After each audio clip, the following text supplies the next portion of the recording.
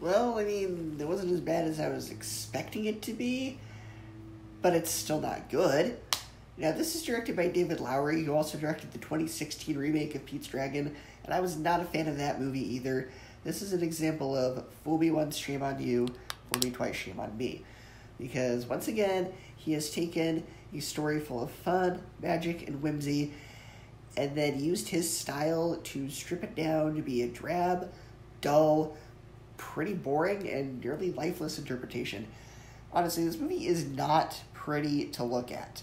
Neverland should be this bright, vibrant landscape, but instead all the colors are muted and gray, so it's a very drab film to look at.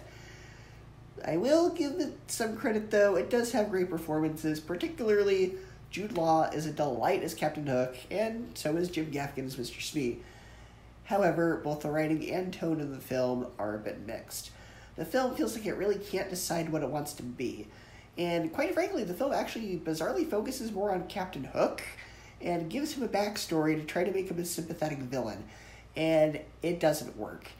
Throughout the film, we see him murder members of his own crew and attempt to murder children several times. And then about halfway through the film, we go, yeah, but he has a sympathetic backstory, so you need to feel bad for him. You need to feel sorry for him. Like, okay. The film really feels more or less like Peter Pan, and it feels more like Pirates of the Caribbean mixed with a dash of Maleficent. So, bizarre choices there with the tone. There's also girls in the Lost Boys tribe, and I know this is going to be a controversial opinion, but hear me out. The reason this does not work, the reason you cannot have girls in the Lost Boys tribe, is that Peter takes Wendy to Neverland so she can be the Lost Boys' mother. They want that female influence. So now that you have girls in the Lost Boys, it defeats the whole purpose of Wendy even being there in the first place. Also, while, like I said before, Jude Law does give a good performance as Hook, the film breaks with casting tradition by having Hook and Mr. Darling played by two different actors. In this case, Mr. Darling being played by Alan Tudyk.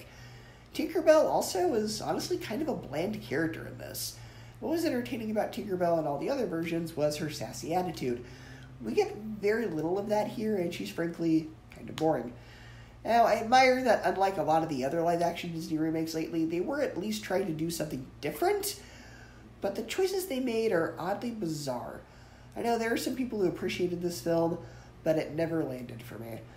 For me, Peter Pan and Wendy gets a C+, 7 out of 10, and 3 out of 5 stars. It's watchable, but it's just kind of okay.